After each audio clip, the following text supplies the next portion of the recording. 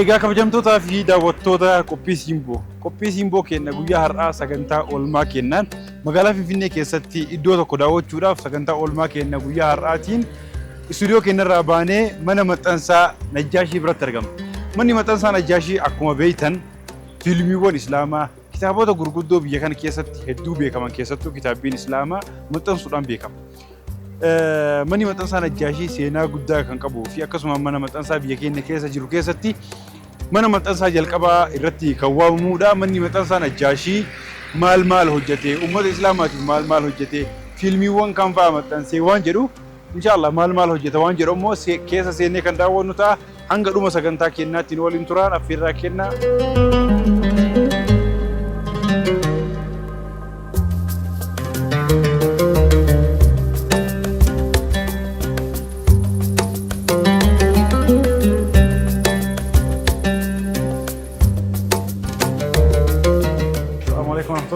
وعليكم السلام ورحمة الله. كم جرت؟ نجات نجارة.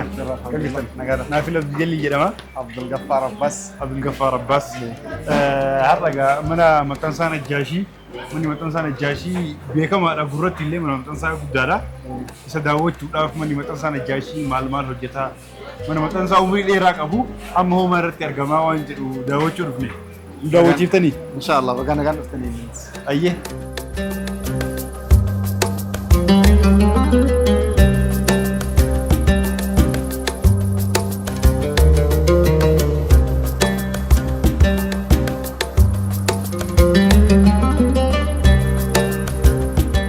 maashinoota gurguddaadha kan mana maxxansaa kana keessa jiru.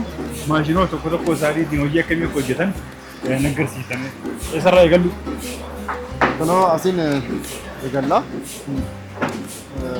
Maashinni kun dura manni maxxansaa Najjaashii hojii adda addaatu hojjeta. Kitaabolee adda addaa ni maxxansa. Paakeejingii irraa immoo industirii wantoonni oomishaman, industirii irraa oomishaman paak gochuudhaaf asitti maxxansanii paakeejingii adda addaa hojjetee jechuudha. Maqaa dhaabbatichaa irratti kaartoonii irratti maxxansanii kaartoonii maxxansifna jechuudha. Maashinni kun poolaar maashin jedhama. Faayidaan isaa immoo waraqanni saayizii adda addaadhaan muree maashiniidhaaf kan reedii godhuudha jechuudha.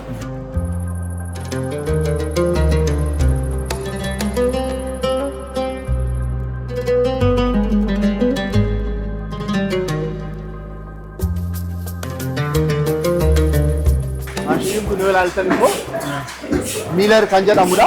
miilar. Kalarful maashiniin kalarii afur bakka tokkotti baasee kalarful kan maxxansudha jechuudha. Kana wanti maashinii kanarratti wanti fayyadamnu immoo paakeejingii irraa hojjenna jechuudha. Maashinni kun maashina zamanaawidha. Maashina amma yeroo jiru. Maashina zamana ammayyaa kan jedhamudha. Manni maxxansaa Najjaashii ammoo mana maxxansaa yoo xiqqaate waggaa 50 olii umriin isaa hanga dhaabbate. Maashinoonni duraanii suniin tarii jiran ta'a. Maashinoota akkamiitiin hojii eegalte manni maxxansaa Najjaashii? Kan duraanii jiru ammayyaa kan amma yeroo isaa ammayyaa kan ta'an immoo haaraadhaan kan galchu jechuudha. Kan duraanis jiru maashinoonni adda addaa kan duraanii jiru. Maashinoonni duraanii kan garuu haaraadha. Ispiidiin isaa bareedaadha. Yeroo xiqqootiin hojii baay'ee kan baasudha maashiniin kana jechuudha. Guyyatti kitaaba meeqa maxxansee oola manni maxxansaa kun amma? Manni maxxansaa Najjaashii guyyaatti kitaabota amma 5,000 maxxansuu danda'a. Maashinii tokko irratti. Guyyaa tokkotti kitaaba 5,000 maxxansuu danda'a. Maxxansuu danda'a. Manni maxxansaa Najjaashii Qur'aana yoo daa'imman yeroo takkaffaa Qur'aana eegalanii Qur'aana irraa qira'aan takka jira. Iyyaradhaa dhaaba Qur'aana eegalu Qur'aana manni maxxansaa Najjaashii maxxanseen eegale Qur'aana takka jedheen. Ammas hin maxxanfama. Ammas jira. Hararii kan jedhamu jira. Amma jus kan jedhamu jiru. Kitaabicha yoo argeen beekaa. Ilaaluma jira asumatti. Kanas maashinii kan maxxanfamudha. Kitaabota adda addaa kanarra kan maxxanfamanidha. Kitaaba maxxansuudhaaf maashinii kanatti fayyadamna. Paakeejiin adda addaa maxxanfamee booda gara finishingiitti galchuudhaaf booldiidhaan akkamitti godhama. Maal godhaa amma kun maashinni kun? Gara saayiziitti jijjiirra jechuudha. Saayizii. Yommuu maxxanfamu dura akkas hin turre. Guddaadha. Saayizicha kana fakkaataa ture. Kanammoo gara finishingiitti deemuudhaaf akkasitti godhee. Akkana muraa. Maashina kana tokko nama muraa. Maashina kana tokko.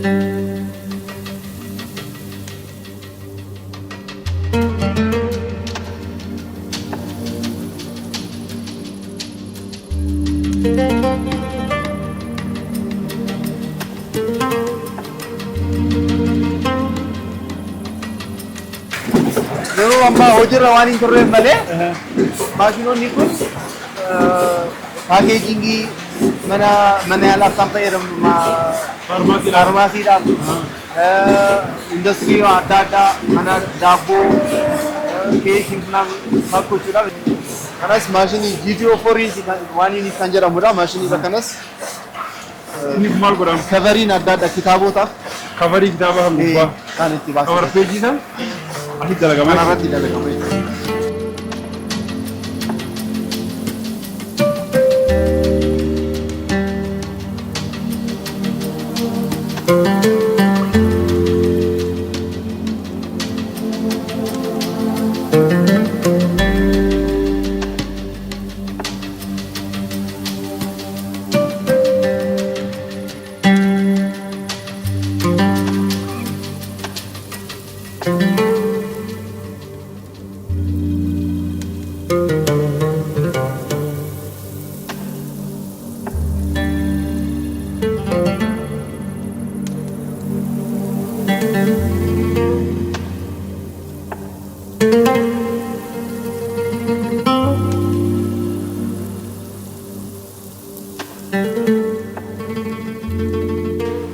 kanas GTO4 jedhama. GTO4 kan jedhamudha maashinicha jechuudha. Qalamiin afur bakka tokkotti hidhee baay'ee jechuudha.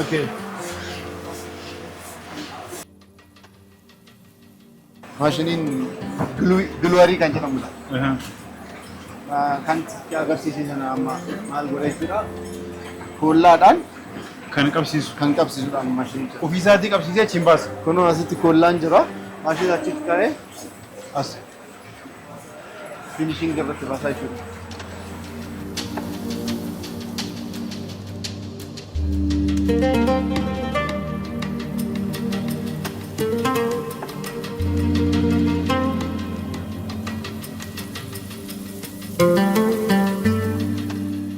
Sa'a 8 keessaatti gara 100 oomisha jechuudha.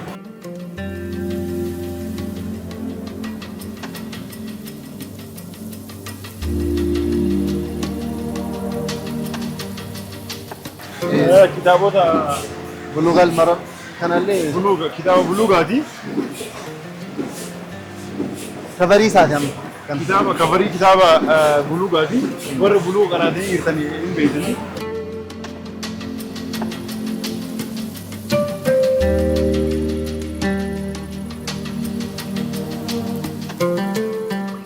Maxxanfama tureedha kan. Amma maxxanfama kan tureedha. Inni kun daawwattoota kenna kitaaba barbaadu argadhee jira. Kitaaba kana yeroo jalqabaatiif kan ani takka jedhee Quraan irraa qara'e kitaaba mana maxxansaa Najjaashiiti. Ustaaza na qaraasise biratti manni maxxansaa Najjaashii illee qaraba kiyya keessaa harka qabaa jechuudha.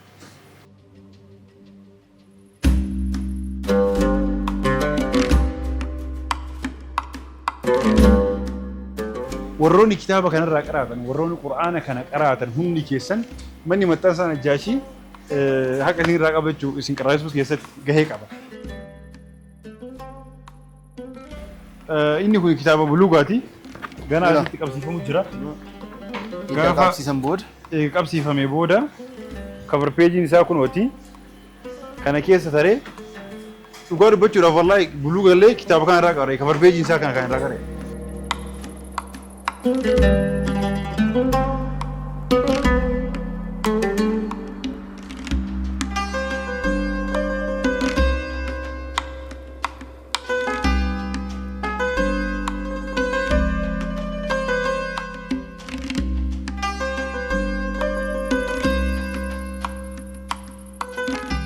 Manni maxxansaa Najjaashii dhaabbata guddaadha. Umriidhaan illee hojiidhaan illee dhaabbata guddaadha. Kan amma daawwanne manni maxxansaa Najjaashii mana maxxansaa piriintii qofa. manni maxxansaa kitaabaan alatti immoo fiilmiiwwan garaagaraa viidiyoodhaan garaagaraa sagaleewwan daawwaa adda addaa hawaasa musliimaa biraan gahaa ture. Manni maxxansaa Najaashii amma sadarkaa inni irratti argamu kitaabota hagamii oomishee oola guyyatti waan jedhu reef naa kaasee jirti. Yoo xiqqaate guyyatti kitaaba gara 5,000 oomishee qabu. Kitaabonni kunniin gurguramuu irratti namni dubbisuu irratti akkami? Namni dubbisaa kitaaba gurguramaa kitaabni. Gaaffii bareeda kaasteetta. Manni maxxansaa Najaashii kitaaboleen adda addaa uummata bira geessuudhaaf hojiilee baay'ee waggoota baay'eetu hojjetaa kan turedha.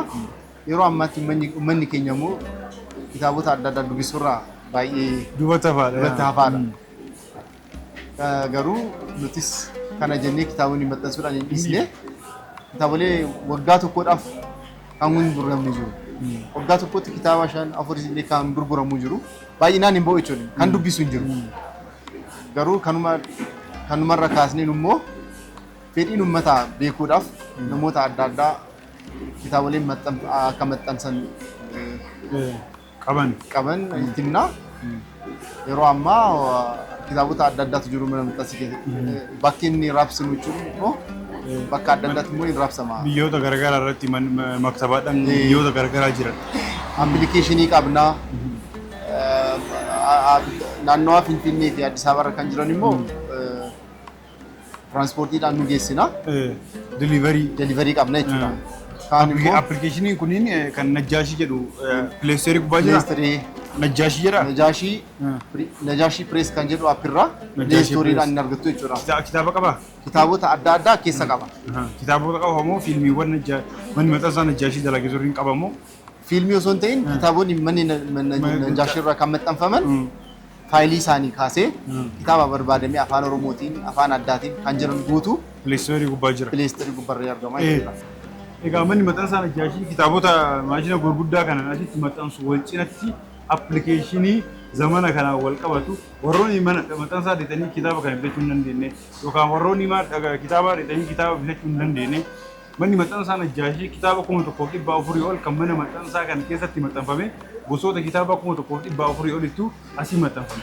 Warroonni kitaaba kana laafutti argachuu barbaadan kitaaba appilikeeshinii pileestoorii gubbaa yookaan immoo appilistoorii gubbaa Najaashii Pirees kan jedhu buufattanii odeeffannoowwan kitaaba hundaatu gosoota kitaabaa waliin achirraa argachuu hin dandeessanii dhaloota dubbisu. Kaayyoon manni maxxansaa Najaashii waggaa 30 wayii dura dhaabbateef dhaloota dubbisu oomishuudha. Kanaafuu dhaloota dubbisu haa taanu appilikeeshinii sanaa buufannu isin jedha. Haati ammoo waan nu daawwachiisteef hedduu galatoomii ulfaadhu. Nutis waan dhuftaniif hedduu galatoomii ennaa ulfaadhaan. Rabbi isin haa gargaaru ulfaadha galatooma.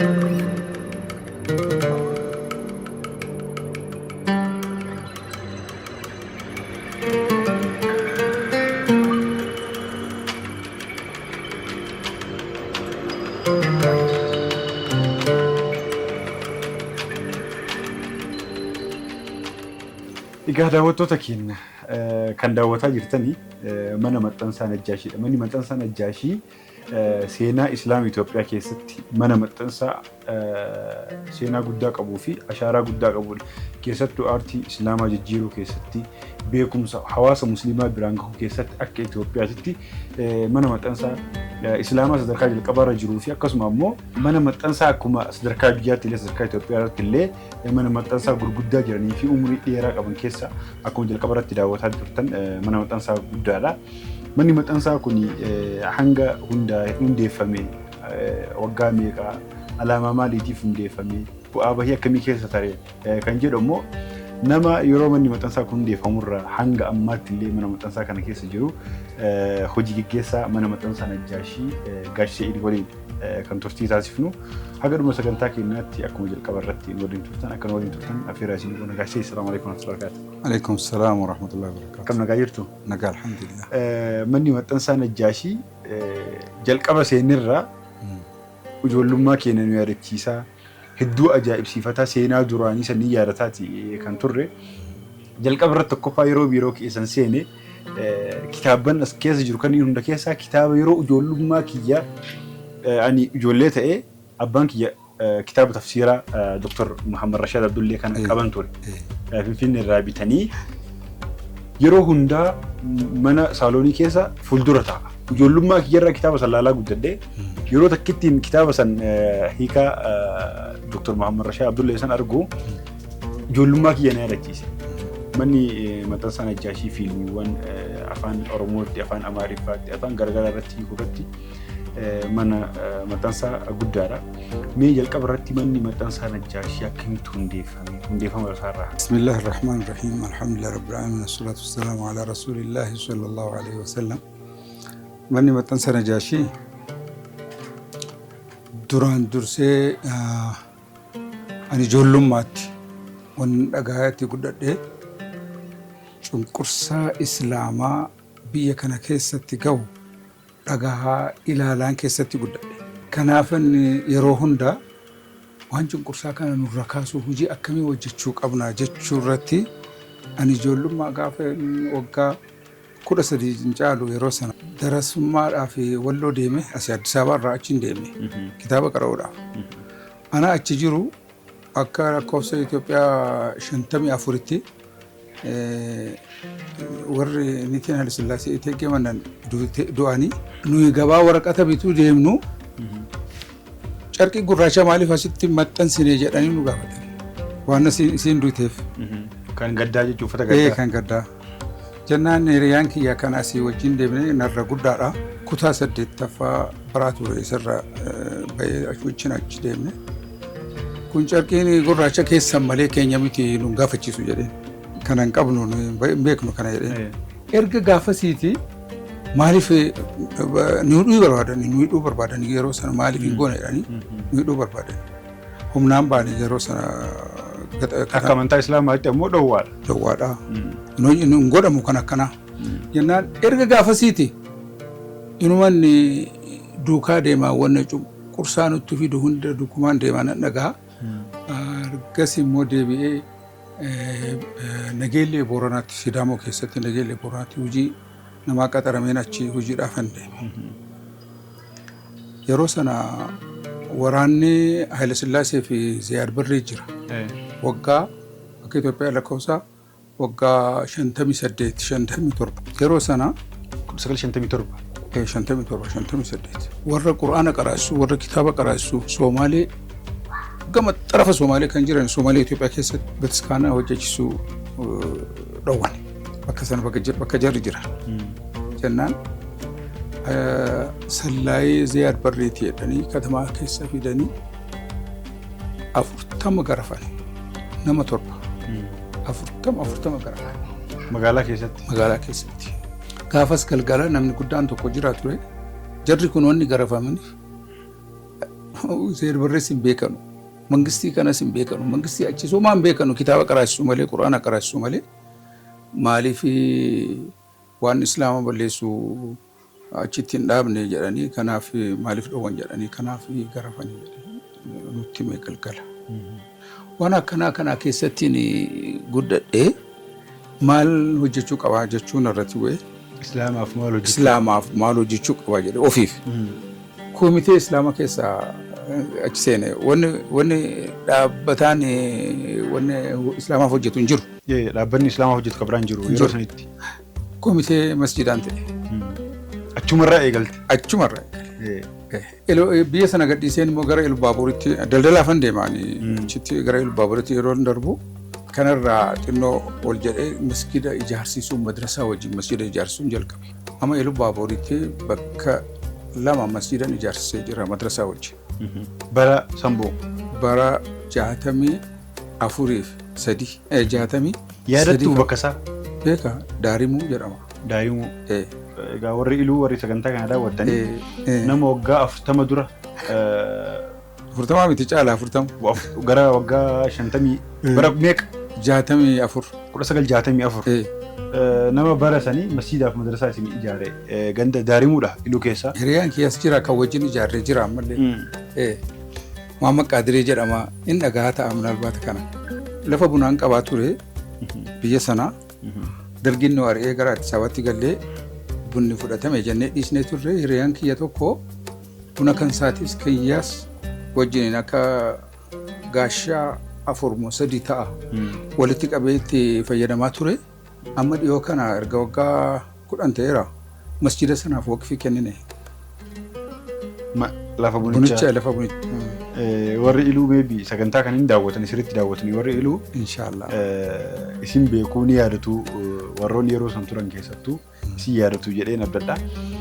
Achi booda jalqabbiin keessanii islaama akkamii gargaaruu qabatanii koree masjidaa taatanii achi booda masjidaa fi madrasaa ijaarsisuuf kaatan. Manni maxxansaa Najjaashii akkamitti hundaa'e bara kam hundaa'e? Ergas immoo ergan baaburidhaa gara Addis Ababaatti deebi'ee xinnoo kan masjida komitee ta'uurraa masjida ijaarurraa kan caalu warra tabliiq daawwaa bahu wajjin hojjechuu qaba jedheen jaratti seene. Jaratti wajjin hojjechaa otoo jirru ammallee guutuu miti achitti wanna dabarsaa jirru kana guutuu miti wanna barbaachisu kana duwwaa miti baay'ee barbaada jecha kan biraa yaaduu jalqabde. Dargiin dhufee sooshaalistii gaafa himu gaafa sooshaalistiidha jedhee himu yeroon gaa amma waan itti hojjennu dhaabbata cimaa dhaabuu qabnaa jennee 3-4 taanee wajjin yaadnee hojjechuu qabne.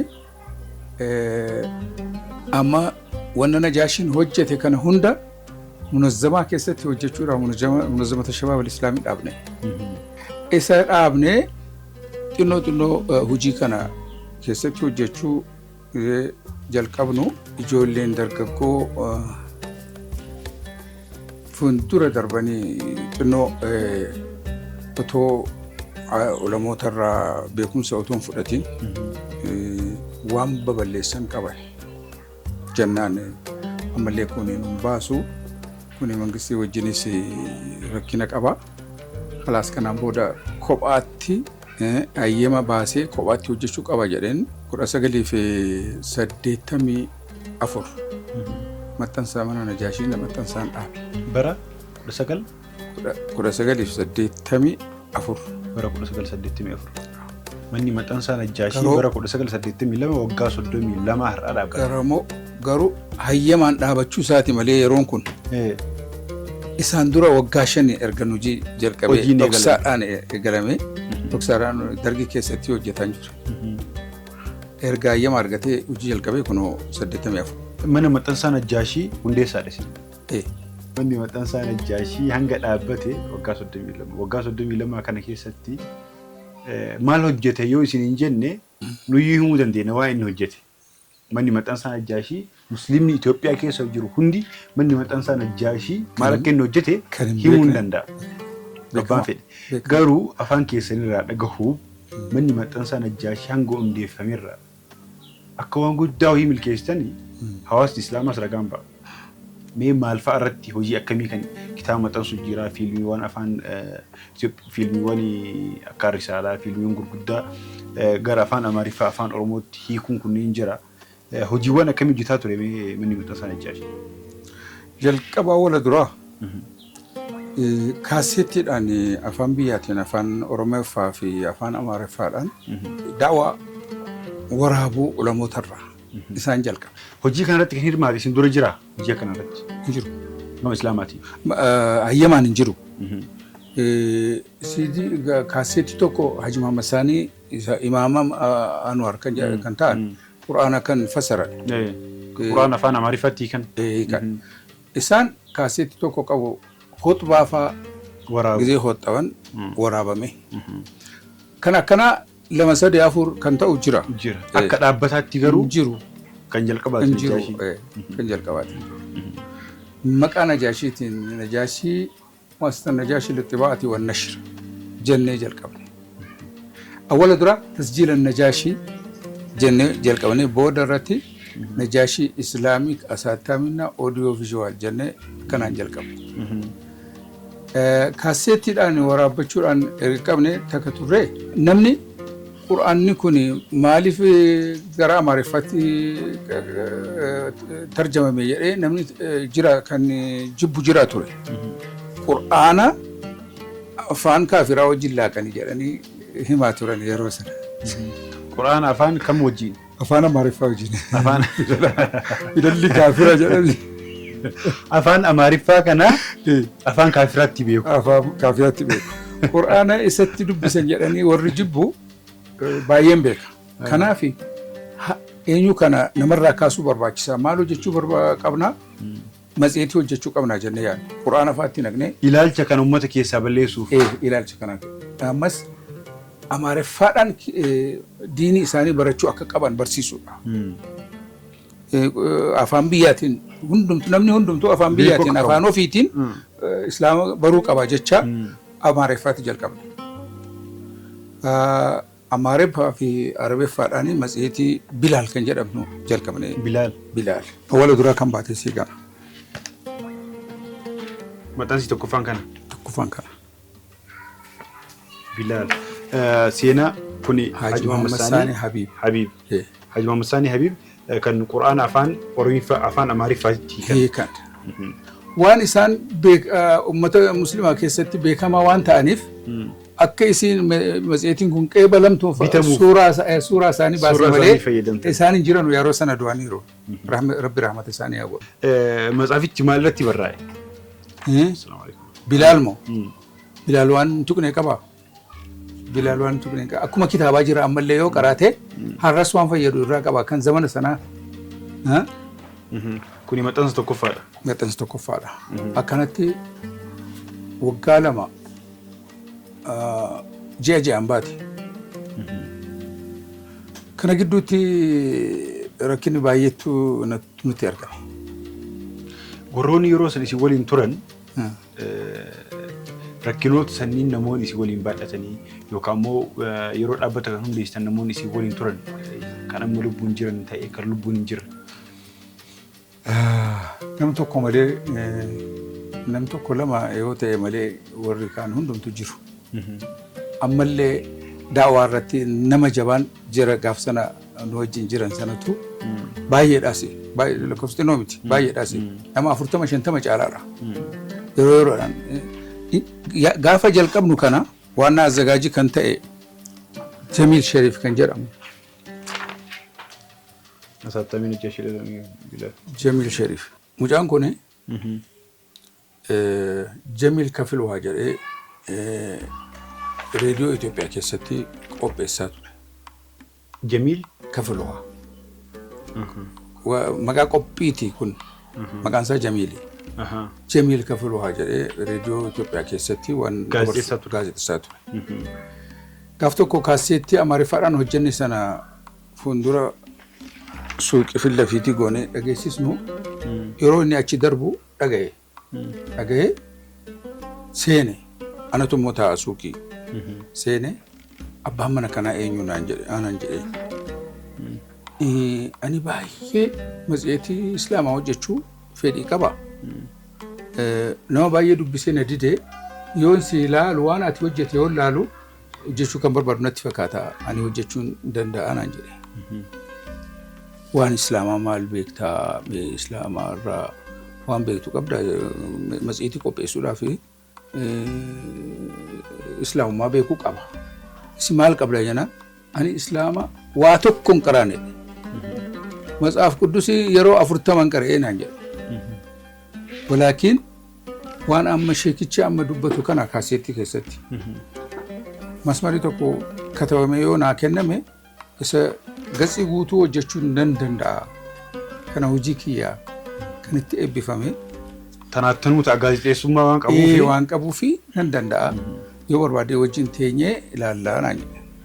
Kanuma irratti haasofnee dubbanne waan yeroo sana kitaabattiin kun xabbaamtee turte. 40. Amaariffaadhaan hojjetamtee turte. Kanarraa hadiisa tokkoon itti kenna. Hadiisa tokkotti kennaan hadiisa sana gatsii 5 godhe hadiisa tokko itti masmara 2 amma 3 isin gatsii 5 hojjetee laafete. Bakka kanuma wajjin jalqabnee rabbi immoo kan beeku booda haa fidu. Erga namni hin jirre dhiisuurraa kanumaan dogongora wajjin hojjechuu wayyaa. Kuni dogongora kan jedhe immoo dhufee asirreessu jennee jalqabnee matseetii kana jalqabne. Matseetii. Ta'ammaranyaa wayii seenaawwan islaamaa akka natti fakkaatutti hatta seenaa musliimoota Itoophiyaatii fi musliimoota biyya biraa jiranii musliimoota gurguddoo seenaa namoonni hin beekne hedduun isaa akka asirra barreeffamee jiru natti mul'ata. Eeboo baay'ee ta'ammaranyaa wayizaroo kee dhukuni maalidha seenaa isaa yoo jedhee amma maybe namni hin beeku ta'a. Aduu hin beeku garuu seenaa guddaa wayii akka ta'e natti mul'ata. Seenaa guddaadha. Ammas immoo ilaali kanarratti musliimni Itoophiyaa harka 65 jedhee haaleera. Itoophiyaa musliimoች 5% jedha. Kanaan hidhamee jira. Kanan beeku. Gaafa kana baasee bultii lamanitti. Fakkeenyaaf itti hidhamtan. Gaafa kana katabde. Bara kam barraa'ee kun jira asirra? Lakkoofsa 6 moo? Amata tokkoffaa lakkoofsa 6. Bara 1985. Amata lamaffaa kudurii 6 lakkoofsa 6 jechuudha. Matseetiin kun kan barraa'e? Kan barraa'e. Ayyee waliigala matseetiin yeroo san baastan matseetii meeqa? Matseetii? Suuraawwan namoota bebbeekamoo yeroo san jiranii. Suuraan kun immoo majlisa Finfinnee. Liqaambar majlisaati kun yeroo sana. Majlisa Itoophiyaa. Haji Muhammad Rajaa, Awwal Rajaa maqaan beekamaadha. Ufii barreessan kitaabota kanneen? Ufii barreessan. Wayitii qaba. Kitaaba kana yeroo baastanii musliimoonni Itoophiyaa parsantii 65 jettanii yeroo irra barreessanii hin hidhamee jettan. Mee waan san seenaa san nukaasuu illee ta'e akkamitti hidhamtanii sababa maaliitiif sin? Kana nimne poolisiituma dhufee hin barbaadamtaa gara poolis xaabiyaa soostinyaa poolis xaabiyaa barbaadamtaa naan jedhe deeme jechuudha. Garuu ani hojicha gizeen jalqabu hidhamuu duwwaa miti kan biraatis nan eegaa ture. Ergan ani jalqabee waa xinnoo tokko agarsiisee namni dhufee itti fufaa jechuu amaneetan itti seenee malee hammana hunda nan turaa hojiinis hammana hunda hin deema jedhee jal hin qabne. Kanaaf kootu jennaan wajjin deeme achitti eessaa fiddee waan akkana akkanaa jedhe. Ani immoo riferensiin qaba matseetii Alam Islaam Munazzamat al-Alam al-Islaamii kan jedhu matseetii Arabiffaa tokkotu kana baase. Isarraan fudhadhe kana. Asirratti ammoo isa itti aanu kan irratti ammoo kuni maxxansa tokkoffaadha. Akka asirratti jedhu አንደኛ jedha. የሁለተኛ ዓመት waan ajaa'ibaa tokko as gubbatti arguu jira. Maal argite? Kuni Mallas Zeenaawii. Kun ammoo musliimoota hiixatu jiranii musliimoonni kun asiin ammoo miizaanni hundumaa fudhatanii gara kanaan gajjigee jira. Barreeffamichi as gubbaa jiru kun ammoo barreeffama warri amantaa biraa yeroo hedduu fayyadaman Itoophiyaa Musliim Itoophiyaa Kiristiyaan Daseet naati kan jedhu santu miizaana gara kanatti mazanee jira. ትላንት ዛሬ ነገ ህገ መንግስት ትላንት ዛሬና ነገ ህገ መንግስት ዛሬ ትላንት yeroo sana ህገ መንግስtiin addisitti hojjetamaa jira ture. Kana yaadachiisuu barbaadu. Yaadachiisuuf musliimoonni akka achitti hirmaatanii miizaanii walqixxummaan amantaa hin jiruudha. Hin jiru akka nu dhufu musliimoonni baratan wanni kana keessa seenanii paarlaamaa keessa seenanii kana sirreessuu qaban jechuu kana yaadne. Daawwattoota keenya sagantaan siimboo keenya sagantaan oolmaa har'aa oolmaa miti dookumantarii guddaadha. Kitaabni kun matseetiin kun kan barraa'e bara 1985 bara 1985 jechuun waggaa meeqaa har'aa akka ta'e kaalkuleet godhaa isin. Fakkeenyaaf seenaa musliimoota Itoophiyaa keessatti jijjiiramni guddaan kan dhufee fi sochiin guddaan kan eegale bara sochii sagaleen keenyaa dhagamu yookaan immoo sochii musliimoota dimtsaachin isamaa bara Habaashaa san ture san beektan ta'a isin. Garuu seenaan dhokate tokkoo fi dimtsaachin isamaa sun sagaleen keenyaa dhagahamuun suni bara 1985 akka eegale asirratti ragaa waliin jira. Sababbiin isaa matseetiin kun namni tokko yoo matseetii kana barreessu uummata irraa bakka bu'ee muslima hundarraa muslima Itoophiyaa irraa bakka bu'ee matseetii kana yoo barreessu sagaleen musliimoota Itoophiyaa haa dhagahamudha. Dhiibbaa guddaa godha. Waggaa san hunda bara san keessa bara tokkummaan hin jirre san keessa bara namni wal quban qabne bara sooshaal miidiyaan hin jirre san keessa namni waan kana yaadee waan kana qopheessuun waan xiqqaa takkaa miti waan laaftuu takkaa miti. Seenaan dagatame akka jiru namni dagatame akka jiru hojiiwwan hojjetaman kan dagatame akka jiru manni maxxansaa Najjaashii ragaa guddaa tokko jechuudha. Kun hojii manaa kenna. Hayyee itti fufna. Ijoolluma yeroo sana kan hojjetaa jirutu dimtsaachin samaas kan jedhamu jaruma. Ijoolluma sana. Ijoolluma sana. Bara jiru warri sun. Jiru. Ani uummati innoon hojjedhe. Yaadachiisuu duwwaa kakaasuu ijoolleen waan kana hojjechuu dandeessu akka kakaasanii ofii kakaasanii kanatti seenan. Kakaase malee biyya hunda hin geenye waa hunda hin hojjenne. Garuu kana jalqabatanii kunoo amma adda adda bakka adda addaan ayinatii adda addaan televizyiiniin jira, gaazexaan jira, waa baay'eetu amma ilmiin deemaa jira, daawaan deemaa jira. Kanaan barbaade kana kanumatti irratti milkaa'e. Gaafa mana maxxansaa Najjaashii hundeessanii kaayyoon isaanii dhaloota dubbisu, dhaloota waa dubbisu, dhaloota kitaaba dubbisu oomishuudha jedhan. Kanaaf ammoo milkeessan moo hin milkeessine waan jedhammoo afaan isaaniitii miti hojiin isaanii mana maxxansaa kana keessa jira. Fakkeenyaaf kitaabonni mana maxxansaa kan kitaabonni duubatti argitan kunniin hundi isaa mana maxxansaa Najjaashii keessatti barraa'e. Afaan Oromoo, Afaan Amaariffaa, Afaanota Itoophiyaa keessa jiran hundaan kan barraa'edha. Kitaabonni as keessa jiran meeqa? Kitaabonni mana maxxansaa Najjaashiitiin maxxanan. Afaan garaagaraatiin yoo lakkaa'ame 700 caaleera. Kitaaba 700. Kitaabni tokko immoo juuzii 3 faa 4 faa 20 faa kan qabu jira. Akkanatti lakkaa'amne tokko jedhamee lakkaa'ame. Kitaabni kan juuzii 3 4 5 qabu sun illee kitaaba tokko jedhamee lakkaa'ame. Kitaaba tokko jedhamee lakkaa'ame 700 caaleera. Egaa deebii isaanii kaayyoo isaanii san milkeessuu isaanii deebii afaan isaanii irraa osoo hin ta'in hojii isaanii irraa arganne jechuudha. Kitaabonni duubatti argitan kunniin hundi isaanii mana maxxansaa Najjaashii keessatti maxxane. Kanaafuu kitaabota as keessa jiran kanneen keessaa hundi isaanii kitaaba tokkollee taate, lamallee taate, sadiillee osoo taate mana keessan jira yookaan ammoo dubbistanii jirtan.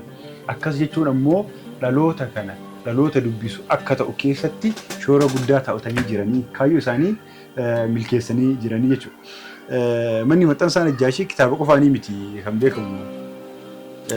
Egaa matseetii kana jalqabnee takka deemne ergaa amma afaan Amaariffaadhaan Quraana wajjiniin hojjetamee maxxanfamee namni qara'uu jalqabee jaallatee jira. Kanaaf maal barbaachisaa jennee yaadne amma kitaaba qopheessuu gara Amaariffaa gara Oromoffaatti deebisuu kitaaba jennee yaadnee jalqabne tokkoffaa majammaraa kan kitaabni yeroo jalqabaatiif afaan isin barreessitan kana 40 hadis. Namni Quraana seerumatti illee namni tokko yoo Quraana qara'ee geessee gara kitaabaatti achi taruu 40 irraa eegala. Kanaaf tartiiba eeggattanii deemtan jechuudha. Waan namni beeku irratti suuta deemuudhaan malee kan barbaachisu kanan turre. Kan barbaachisu sharatu salaat safiinaa ture kan barbaachisu. Safiinaa isaa. Laakiin kana beeka uummanni. 40 beeka. Kanaan itti seennaa jennee jalqabne. Booda irratti jarri kaanis hojjetaman jiran. Kitaabni afaan Oromootiin yoo jalqabaa manni maxxansaa Najjaashii takka jedhee maxxansee hawaasatti gabbaase kitaaba yaadatti? Taaliimu salaat barnoota salaataa. Barnoota salaataa beeka kitaaba sana. Barnoota salaataa jedhu anis beeka. Warroonni sagantaa kana daawwatanis barnoota salaataa kitaaba jedhu sun akka beeku wantidha. Kitaaba akkaan waa'ee salaataa irratti barnoota hedduu kennaa namaa turte. Akka kitaabni mana maxxansaa Najjaashii kana keessatti barraa'u immoo kitaaba tokko namni yoo barreessu afaan Oromoo keessa fakkeenyaaf loqoda garaagaraa jira. Jimma jira, Wallaggaan jira, Arsiin jira, Harargeen jira, Baaleen jira. Loqoda adda addaa qaba. Kitaaba kana yoo fuudhe kan Wallagga jirus, kan Walloo jirus, kan Arsii jirus, kan Harargee jirus hin dubbisa. Wanni akkana ta'eef Arsii irraa hin finnaa nama tokko, Jimma irraa hin finnaa, Hararee irraa hin finnaa, kan lugaa adda addaa nutti fakkaate hunda walitti qabne kan ittiin waliin galan sanatti hojjenna. Maaliif arsiitti hojjetame yoo Jimmaa deeme kan hin beekamnetu baay'ata. Loqonni garaagara waan ta'eef saniifuu Oromiyaa keessaa bakkee hundarraayyuu walitti fiddanii akka bakka maratti dubbifamuu danda'u. Bakka maratti dubbifamuu danda'u. Kun hojii laafaa miti. Yeroo sanitti sanuu. Amma irratti maybe namni mana isaa taa'eetiin bakka garaagaraatti hojii garaagaraa walitti kollaaf godhee dalaguu danda'a. Yeroo sanitti ammoo qaamaan dirqama wal bira argamuun sooshaal miidiyaa waan jirreefi hagamta akka ulfaataa ta'e hagamta akka dhaabbanni kun waan guddaa wahii dalagee tilmaamuun namatti ulfaatu.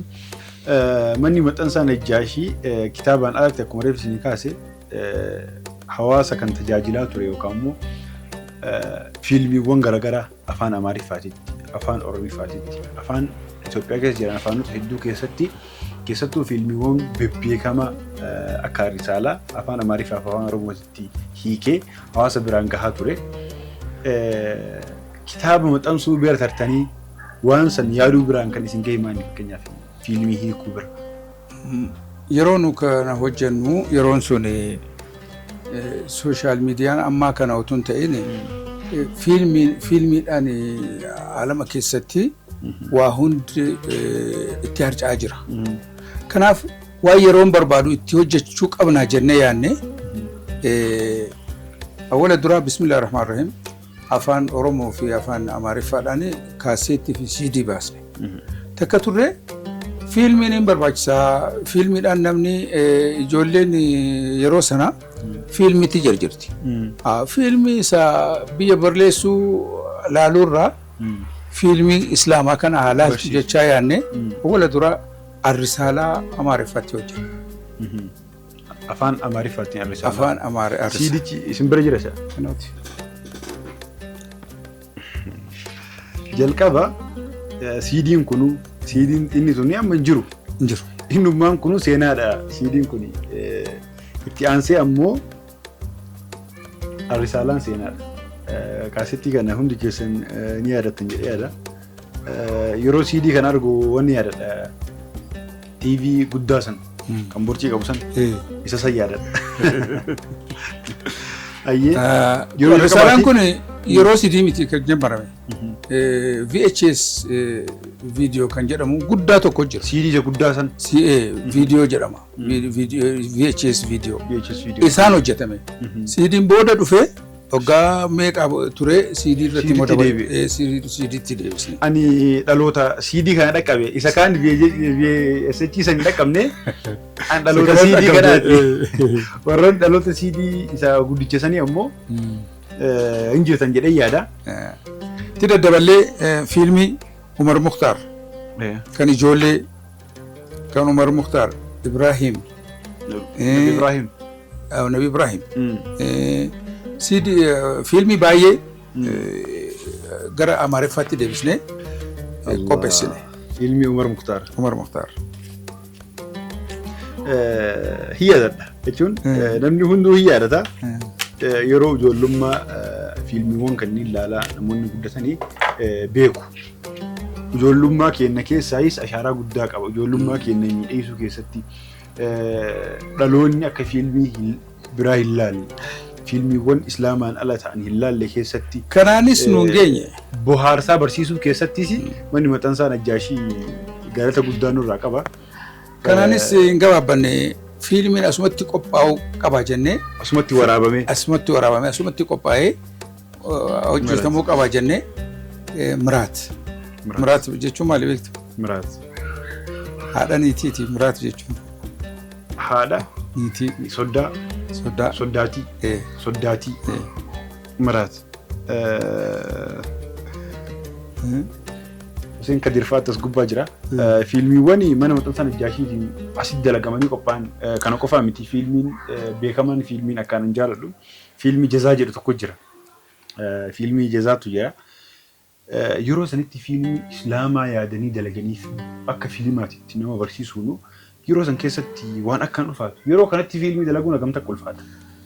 Meeshaawwan piroodakshinaa babbareedaan gurguddaan kunneen jiraata. Ogummaan gahaan jiraata. Yeroo kana keessatti fiilmii dalaguun waan laafaa miti. Bara san dhiisaati. Hedduu waan nama ajaa'ibu. fiilmiiwwan kanneen yeroo hiikamu fakkeenyaaf yeroo jalqabaa kan hiikame fiilmii Risaalaadha kan namni hedduunis beeku. Fiilmii Risaalaa kana takka jedhamee gaafa hiikamuu fi taateewwan isaa wanni yaadatan jira. Fiilmii san keessatti ammoo gaheen keessan maali? Maybe sagaleen keessan fa'aa keessa jira laata? Jira. Sagaleen keessan? Jira. Fiilmii kana mucaan tokko jira ture amma gara biyya Saa'udii awwarratti Hamzaa kan jedhamu dhokatee akka inni waa beekamu biyya keessatti ta'a hojjetaa mangistiiti hin beekamu ture nu Bilaal baasnee yoo inni argu dhufe nus kana yaanna Bilaal tana nama hin waamti waan barbaachisu hunda nuuf fiddi malee yeroo sana homtuu hin jiru isatu dhufe mee maal dandeessaa jennaan mee fiilmii hojjennu naan jedhe aboo fiilmii hojjechuu dhiisnee Risaalaa faame kan namni baay'ee Arabiffaadhaan laalaa jira yeroo sana musliimoonni baay'ee beeku isa sana mee tarjamnu jennee Amaaraffaadhaan katabee iskiriptii kan baasee isa akkammoo sagalee itti galchinu dhabnee waggaa 7 taa'e. Iskiriptiin barraa'ee waggaa 7. Waggaa 7 utuma nama barbaannu utuma meeshaa barbaannu nama barbaannu Itoophiyaa televezyiinii deemnee bakka kam deemnee umtuun jiru yeroo sana kan akkana. Booda Sheekh Ahmad Tawhidaa kan jedhamu amma jira Harar. Isatu kitaaba tokko barreessuudhaaf nu bira dhufe. Kitaabni sun jira ammallee baay'een raamas namni laalle. Isatu dhufee wajjiniin manuma gibbii kana keessa wajjin teenyee otoo kitaaba isaa hojjechaa jirru gaaf tokko akkana ala baanee achi dhaabannu gurbaan tokko achiin akkana asfaaltii irratti gad darba. Abaluu kottu jedhanii isaan waamanii fidanii mucaan kun beektaa Sa'iid naan jedhanii fiilmii Hindii isa biyya balleessu turjumaana godhee biyya agarsiisaa ture isarraan ari'ee amma biyya Somaalee ta'a amma gara Islaamummaatti deebi'eera. Sila Islaama balleessaa ture naan jedhan. Namni argame. Namni barbaadame waggaa 7 dura. Namni kootume hin seenaa gara manaa seennee waan inni danda'u gaafannaan fiilmiin nan qopheessaa ani sinifan qopheessaa kan qopheesse fiduu naan jedhe. Mee wajjin deemne makiinaa kaasee wajjin hin deeme kan inni hojjete fiilmii Hindii kan inni afaan Oromoodhaan hojjetee biyyattii naanna'ee agarsiisu sana nan laale. Kalaas hojjetame hojiin kun abbaa argate jennee maal barbaachisaa jennaan televezyiinii isa boorci jette sana 3 biti naan jedhe. Ammas immoo deekii kaasetta guddaa sana kan nyaatu isa 3 biti naan jedhe. Anaa fi Raayyaa Abbaa Maccaa ammallee Abdurrahmaan Sheekhaa kan jedhamu jiru innis jira ammallee 3 taanee hojii kana jalqabne. Egaa amma artistii barbaachisa. Nama hojii kana hiikuu irratti ogummaa qabu. Hiikame. Sagalee kan qabu barbaachisa. Jennaan barbaadee Yusuf Geetaachoo kan jedhamu minaalbaata hin beektu ta'a. Mallee jira gaazexeessaadha. Isa namni natti himee isa barbaadeen dhufee akkana hojjechuu barbaannaa jennaan kana anaa miti kan hojjetu mucaa tokko nan beekaa Huseen Kadir kan jedhamu Biiraawi Tiyaatir keessa hojjeta. Isa si fidaa naan jedhe. Fide jalqabne maaloo yaa akkamitti hojjennaa jennaan ana duwwaa miti kan hojjetu hiriyoota kiyyaa kunoo Nugus Armahaa Al-Sallamam jedhanii diraamaa kan hojjetan. Najaashiidha bar Nugus Armahaan. Nugus Armahaa Al-Sallamam jedhanii diraamaa kan hojjetan jarri sun kan ammoo Najaashiin Islaama jedhaa hojjedhaa jennaan birrii barbaadu hin hojjetu naa jedhe. Fidiin jedhee dhufan haasofnee fidela tokkoon birrii kaffaltaa naa jedheen waan Islaama ta'eef. Isa kaffalee akka ji'a 2 leenjisne anaaf Raayyaa Abdallaa kiyyaa beekta. Abdallaa asitti siraa asgaa jedhama. Abdurrahman Sheekhaa nama 4 taane jara leenjisnaa ji'a 2. Asuma bakkuma kana. Manuma amma keessa jiru Najjaashii. Manni kana miti Gibbii kana. Gibbii kana. Yeroo sana kontiinarii keessa hojjenna. Waggaa ji'a 2 leenjisnee amma gaa waraabuu jalqabne. Bakka tokko bakka jarri dadhaban sana raayyaan isin galchee gaazexessaa kunoo azagaajii matseetii kan ture Zakariyaa Muhammad. Okay. Zakariyaa Muhammad. Innis baay'ee galche inni immoo baay'ee Abdallaanis sagalee isaa galchee bakka jarri danda'an nutu kana gargaaree alhamdulillah hojjetamee bahee ammas mucaan gara Somaaliyaatti deema utuu inni hin deemin akka nu leenjisu ammallee kan biraa tokko hojjechuu qabna jennee dafnee turgumii gara galchinee gara Oromiffaatti kan Dr. Zakir Naik. Dr. Zakir Naik. Fiilmi isaa sagaleen Ustaaz Raayyaa fa'aa keessa jiru. Raayyaa Bamucaa fa'aa. Isa gara galchinee gara Oromiffaatti dafnee hojjennee isas baasnee bakka mucaan deemee anaaf raayyaan waan kan kana hojjetu taane gaa. Ogummaa mucarraa fudhattanii mucaa geggeessitan. Geggeessine. Maashaallah. Kanatti hojjetame. Najjaashiin Arisaalaa keessatti sagaleen keessan eessa bira akka jiru sagaleen keessan eenyu akka taatanii hiikitan beekuudhaaf hedduu jinqamu jira. Wayyaaree. Eenyu taatanii mee sagaleen keessanii sagalee eenyu achi keessatti? Bakka tokko anaa fi Abdallaan Bilaal taanee hojjenne. Bakka biroo immoo Yahudaa araaraa fi Nabiyyi wajjin kan dhufe ergame. Nabiyyi bira dhufe. Nabiyyi bira dhufe. Waraqaan barreeffamee waraqaan araaraa Muhammad Rasulullah jedhee maqaa Muhammad Rasulullah fi abaluun araara kana wajjin godhame jechuudhaaf kan katabame Muhammad Rasulullah jedhamee kan katabe Umar dubbisnaan baleessi kana barbaadu otoo inni nabiyyi ta'uu bare maaliif wallollaa Muhammad ibn Abdullah jedhi katabi jedheen kana dubbisuu dadhaban ijoolleen artistiin sun isaan galche tokko isaan galche. Yaadattuu sagalee sanam akka fiilmicha keessa jirutti isin dhufa? Beeku wallahi zamanni isaa waggaa 30 beeka. Natti hin fakkaatu. Bakkee yaadattan jira isaanis kan ta'uu baatee yeroo Bilaaliin taatanii wanti hiikkisan? Ammallee bakka Bilaal sana awwala Madiinaarraa Musliimoonni 10,000 gahanii hajjiidhaaf araarsa godhanii hajjiidhaaf kan gaafa dhufan. Utuu Makkaan seeniin daarii sana qubatanii achi bulani. Achi bulan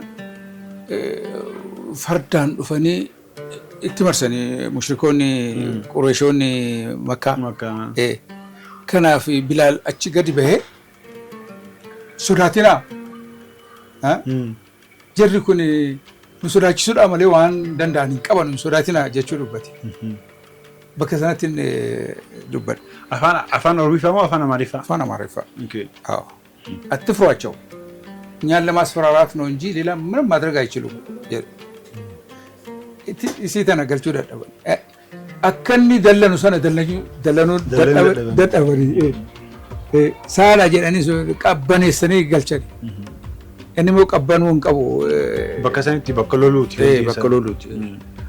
በከና ከናቲ ገልችኔ አንሌን ጅራ ራያን ጅራ ዘከሪያን ጅራ ዘከሪያን በከ ዴራ ገልቸ ባይ manni maxxansa wanti takka jira yeroo fiilmiin Arisaalaas eegalu fiilmiin Umar Muktaaris eegalu da'awaawwan jira sagaleen Dr. Zakir kan afaan Oromoo wayita eegalu sagalee raayyaa takka jira Ustaaz Raayyaa Bamajaa sagalee mana maxxansaa Najjaashii kana akka sammuu keessatti nu hafu goote wayii jira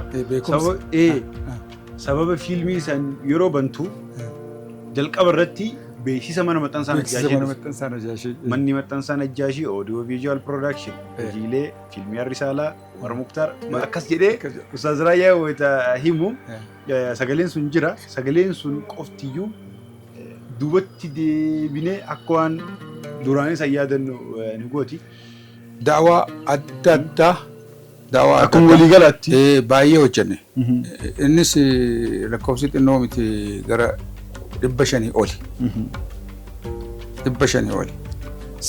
CD 500 ol. Sagantaa adda addaa. Lugaa afaan adda addaa. Ijoollee akka Abubakar Ustaaz Abubakar faa, Yaasiin Nuuruu faa. Argaan ture CD isaa jiraas keessa. Kan jaraa CD 20 baasanii isaan kan isaanii kan hojjenne CD 20. Akkanatti CD 20 sun tokko jedhamee lakkaa'ame 500 caalaa hojjenne. Kana gidduutti rakkinni baay'ee nutti argamee jira. Ammallee kaameraa kammaa kana miti CD'n sin jiru yeroo sana kaasettaan hojjennaa. Kaasetta guddaa sana CD'n hin dhufne. Baay'ee itti rakkanne gara bulchaanis baay'ee rakkina nutti fidee uummannis asumatti uummanni muslimootas baay'ee rakkina nutti fidanii garuu alhamdulillah dhuma irratti hubannoo waan hin qabneef yeroo sana hubannoo hin qabu namni. Fakkeenyaaf matseetii isii tana baatee bultii lammaffaa moo sadaffaatti namni du'ee awwaalaa kolfeen dhaqe awwaalaaf. Yoo achi akkana argamu kunuun dhufe namichi kun kan muslima balleessu naa jedhan. Maal balleesseen jedheen. Akkana gootee mangistii pirezidaantii dura yeroo sana Mallas Xaqilaa Ministeerii miti. Pirezidaantii biyya akkana gootee maal fakkeessitee akkana hojjettee nu ficcisiisuudhaaf hojjettee kana naan jedhan.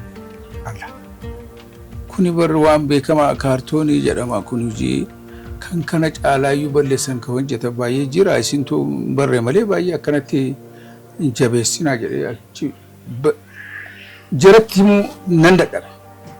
Achi dhaabuna dhowwanii awwaala dhiisee manatti hin deebi'ee ergasii namatti makachuun jibbe.